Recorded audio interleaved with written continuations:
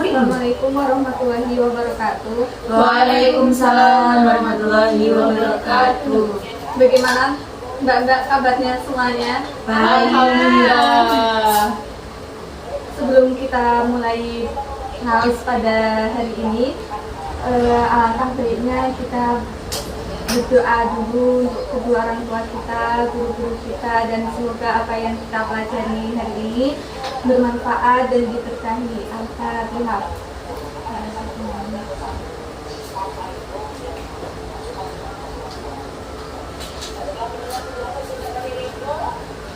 Nah, Mbak, sebelum kita mengkaji surah Al-Ikhlas pada hari ini, mari kita renungkan sejenak.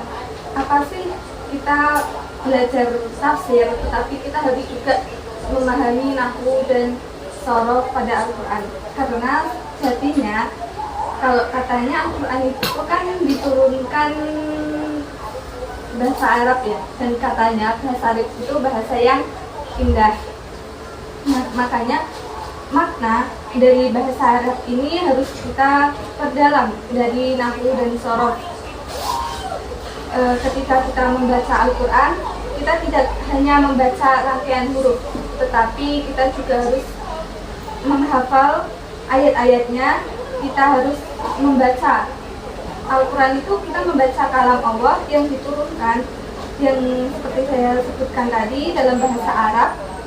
Setiap huruf, setiap harokat itu memiliki pola kata yang pesan tersendiri. Nah, ketika kita belajar nahwu, kita tahu kedudukan dari perkatanya tersebut, berasal dari mana, ini mubtada'nya apa, khabarnya apa, dan lain sebagainya. Nah, ketika kita belajar sorof, kita belajar kedudukan dalam kata dalam setiap. Tapi sorof ini tidak semua ayat Al-Quran itu bisa ditasrif. Jadi ada beberapa kata-kata yang hanya bisa ditasrif. Seperti nanti di surat Al-Ikhlas ini cuma ada mungkin sekitar 5 kata yang bisa ditasrif. Jadi kita belajar nahwu sorof ini, kita belajar alat agar kita mengetahui apa sih maksud tujuan dari perkataannya.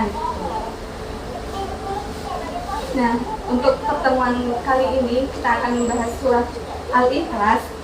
Yang pertama, saya akan membacakan dulu maknanya dan tafsirannya menurut para ulama yang ada di dalam kitab tafsir Al-Ikhlas ini. Bismillahirrahmanirrahim. Qala mu'allif rahimahullahu ta'ala wa nafa'ana bihi wa fi ulumihi fid dharaini. Amin. Bismillahirrahmanirrahim. Qul dawuha sira Muhammad huwa Allah, Allahu utawi Allah iku ahadun dat kang siji. Allahu utawi Allah iku as-samadu dat dibutuhake kabeh makhluk. Lam yalid ora manakake Allah, walam yulat lan ora dianakake. Walam lan ora ana yakulahu marang Allah kufuan iku madani ahadun saka siji makhluk. Nah, di sini surah Al-Ikhlas itu termasuk surah Makkiyah. Ayatnya ada 4. Dawuhana Muhammad, he Muhammad, Allah iku mung siji, Allah zat kang lengkap. Allah ora kagungan anak lan ora dianakake. Dene liya ora ana kang madani Allah ana ing perkara date utawa atau penggaweane utawa sifat-sifate. Nah, di sini ada ketika kita belajar kitab tafsir Al-Iqlil, di sini ada beberapa kata yang perlu kita ketahui. Seperti di sini ada kaf dan ta, itu menjelaskan keterangan dari ayat 1 sampai 4. Yen toh kita wis ngerti isine surah iki, kita kudu waspada menawa kita madhep marang Allah ing tingkah salat utawa ora tingkah salat. Menawa ana bayangan ana ing penyikra sangka mandange pikiran, kudu inggal disingkirake kabeh gambaran kang ana ing penyikra mesti dudu Allah. Yen ana swara kang ngrungu kuping utawa disenak-disenik ana ing ati, aja pisan-pisan dianggep dawuh Allah. Kaya anggepane wong kang nglakokake ilmu Jawa kaya Septa Dharma lan liya-liyane. Kanjeng Rasulullah Shallallahu Alaihi Wasallam wis dawuh, tafakkaru fil khalqi wala tafakkaru fil khaliq. Padha pikir-pikir sira kabeh ana ing makhluk kegaweane Allah, aja padha mikir-mikir ana ing zat kang gawe makhluk yaiku Allah. Nah, inti dari tafsir surah Al-Ikhlas ini menegaskan ajaran tauhid, yaitu bahwa Allah itu esa, satu dalam zat, sifat, dan perbuatannya. Allah tidak memiliki sekutu, tidak menyerupai makhluk apapun, dan tidak ada makhluk yang setara dengannya. Allah adalah tadi sifat as-somad, tempat bergantung seluruh makhluk. Sedangkan Dia sendiri tidak membutuhkan siapapun. Allah tidak beranak dan tidak diperanakkan, sehingga Dia tidak memiliki asal usul maupun keturunan. Hal ini menunjukkan kesempurnaan dan kemahasucian Allah dari segala sifat makhluk. Nah, dengan demikian surah Al-Ikhlas ini mengajarkan bahwa ibadah harus ditujukan hanya kepada Allah tanpa menyekutukannya. Surah ini menjadi inti ajaran tauhid, dan karena itulah nilainya sebanding dengan sepertiga Al-Quran. Nah, setelah itu, ketika kita sudah belajar tafsir, kita perlu mengetahui ini kul ini dari mana gitu. Sebenarnya saya sudah punya peta konsep, dan peta konsep ini sering juga diajarkan oleh guru-guru di sekolah maupun di pondok. Tapi sepertinya kalau di pondok pesantren itu jarang. Adanya peta konsep ini memudahkan kalian untuk mengetahui makna yang awalnya panjang menjadi lebih ringkas. Nah, di sini ada surat Al-Ikhlas. Yang pertama ada nahwu dan sorof, dan yang ketiga ada balaghah. Balaghah ini makna keindahan yang apa sih yang ada di dalam surah Al-Ikhlas itu. Nah, nahwu ini kita belajar alat nahwu sorof ya. Di sini siapa nih yang kira-kira bisa menampungkan dari apa yang ada di kitab tafsir Al-Iqlil ini? Seperti kul misalnya namanya apa, kul misalnya fi'il amar, perintah. Siapa yang bisa tunjuk kaki, bukan dong, tunjuk jari. Aku ya bisa Mbak Ririn. Mungkin satu ayat ya ini. Mbak Ririn satu, Mbak Mas Rifah satu, dan Mbak Hanifah satu ayat. Biar belajar bareng. Ini baca dulu ayatnya. Ya.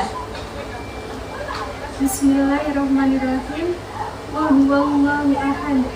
Qul fi'il amar yang berarti perintah, fa'ilnya dhamir mustatir. Dua mubtada. Allahu iku utawi khobar pertama. Ahadun khobar kedua yang menegaskan keesaan Allah. Udah sih enggak apa-apa. Apa-apa. Ayat kedua Allahus Somad. Allahu mubtada yang mananya iku utawi. As-Somadu khobar yang mananya itu.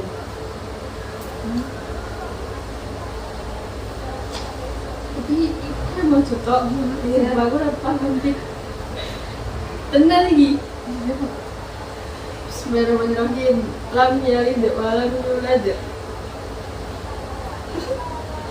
Lam ini kan dibaca dalam. Aku nggak paham. Lam huruf jazm.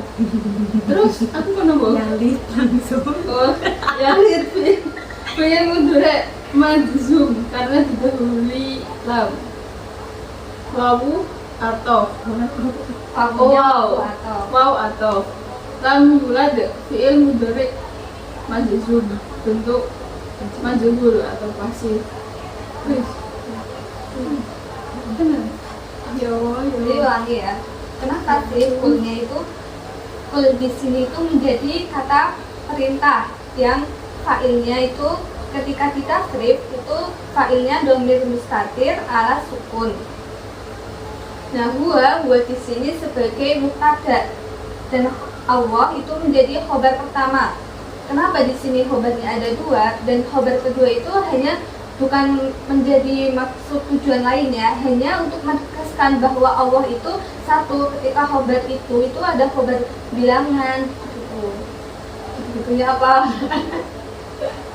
Dan di sini Allah yang di ayat kedua ada Allah sebagai mubtada dan Somad adalah sebagai khobar. Kenapa sih yang di atas Allah itu sebagai khobar tapi yang di bawah sebagai mubtada? Ya, yang di ayat yang kedua gitu. Nah itu sebenarnya setiap kita mempelajari nahwu itu berbeda-beda walaupun katanya sama. Kita melihat kata sesudahnya ataupun sebelumnya. Nah di sini ketika di nomor 2 itu ada khobar, maka di situ ada mubtada. Ketika ada mubtada di situ juga harus ada khobar. Nah untuk yang ayat ketiga ini ada lam. Lam ini sebagai huruf jazm. Yalid itu fi'il mudhari majzum karena didahului adanya huruf lam tadi. Nah wawunya wawu athof dan lam yalid fi'il mudhari majzum, bentuknya ini pasif Yulad. ya. Dan untuk yang ayat terakhir ada wawunya sama kayak yang tadi, wawu athof, lamnya di sini sebagai nafi karena nanti ini menafikan. Maknanya enggak orang Ya. Yakun fi'il mudhari nakis seperti kana. Nah, lahu ini di sini jar karena menjadi keterangan dari apa yang tadi sudah diterangkan di depan. Kufuan ini kana isim kana yaitu mansub dan ahadun ini sebagai badal atau taukid. Ada beberapa ulama itu yang mengatakan badal dan ada juga beberapa ulama yang mengatakan taukid. Nah, ketika tadi kita sudah belajar nahwunya, di sini ada sorof. Nah, sorof ini katanya tuh awalnya apa sih gitu? Kenapa bisa kul ini dari kata apa sebenarnya gitu?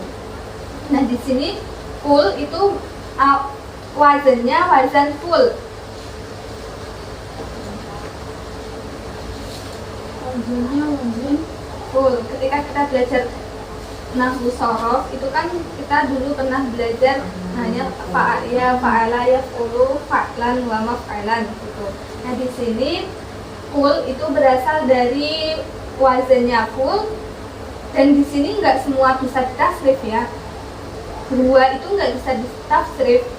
Di Allah juga nggak bisa. Tapi ketika ahadun itu wazannya af'al, tetapi di sini bukan sifat tafdil gitu. Dan as-somad wazannya fa'alu, fa'alu yang ya fa'alu. Untuk yalid di sini sebagai wazannya fi'il mudhari dari yaf'ilu,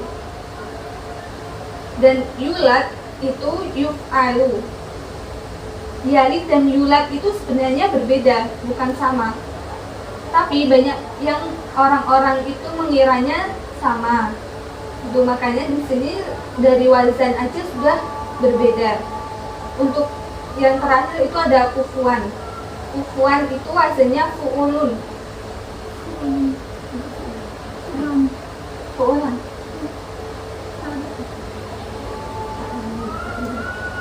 Nanti kalau salah mendapatkan sama dosis. Nah, terus yang terakhir tadi ada balaghah, memaknai apa sih yang di dalam surat Al-Ikhlas ini, kata-kata indahnya tuh di mana? Kan kita membahas tauhid ya. Sebenarnya itu agak berat ketika kita membahas tauhid, karena maknanya sangat dalam tauhid itu. Nah, kita ahad di sini tadi sampai ditegaskan, Allah ini sampai ditegaskan, yang tadinya cuma satu khobar kan, ini ditegaskan menjadi 2 khobar, karena penegasan tauhid ini melalui kata ahad tersebut gitu. Dan penafian seperti tadi lam yakun, walam yakun itu lamnya lam nafi. Kenapa? Karena enggak lam jazm gitu, karena di sini sifatnya itu menafikan syirik mutlak, bahwa itu Allah itu hanya satu gitu, lam yalid walam yulad. Dan yang terakhir itu bisa kita simpulkan kesempurnaan sifat Allah as-somad. Jadi as-somad itu tidak ada yang menyerupai makhluk Allah, itu tidak ada yang bisa menyerupai, hanya satu. Dari sini Bapak ada yang mau ditanyakan? Karena sudah sore. Bingung Bikman. Ketika kita belajar nahwu shorof, sebenarnya kita harus belajar dari awal dulu, seperti wazan-wazannya. Wazan ada af'ala, af'ala yaf'ulu, fa'ala yaf'ulu, fa'lan, famaf'alan, fahuwa fa'ilun, itu ada banyak. Ada nanti seterusnya ada huwa, ada dan yang lain sebagainya. Makanya ketika kita belajar tafsir, itu kita memaknai tafsir itu tidak sembarangan gitu. Jadi kita harus juga tahu ini itu awal katanya bentuknya seperti apa, kenapa bisa seperti ini gitu. Karena sudah maghrib ya teman-teman, mungkin cukup di sini pertemuan kita kali ini. Semoga bersama ketika kita belajar surah Al-Ikhlas ini,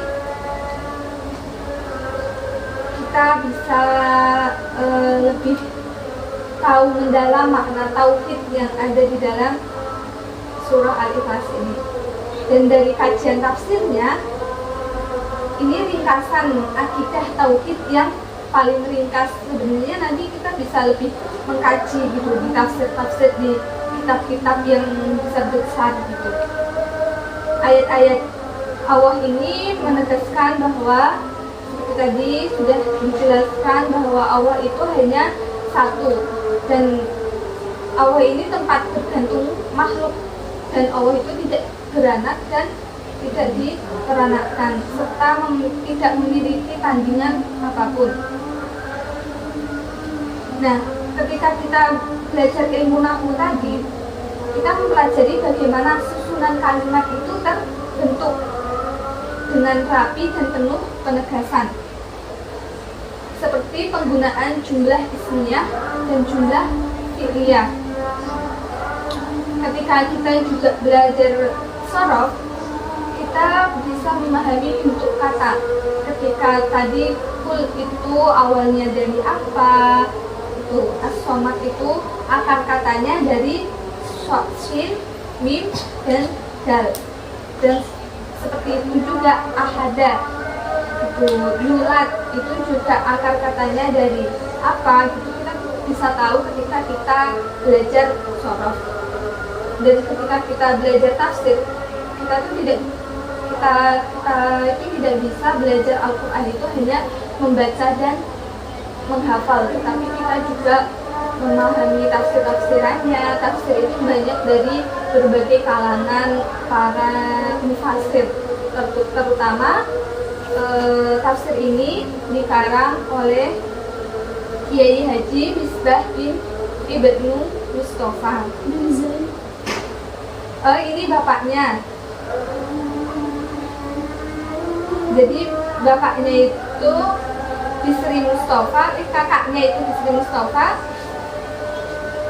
Al-Idris yang menjadi karangannya tafsir Al-Idris itu kakaknya, yaitu Bisri Mustafa. Nah, ketika ini adiknya itu tafsir Al-Iqlil Al-Misbah bin Zainul Mustafa. Nah, Al-Iqlil ini maknanya mahkota.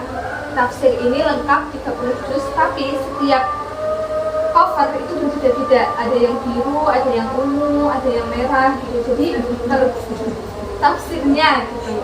Ya apa kan kita belajar tafsir ya. Jadi cuma itu yang bisa saya sampaikan. Mungkin kita sampai bertemu di pertemuan-pertemuan selanjutnya. Terima kasih. Kurang lebihnya mohon maaf. Wassalamualaikum warahmatullahi wabarakatuh. Waalaikumsalam warahmatullahi wabarakatuh.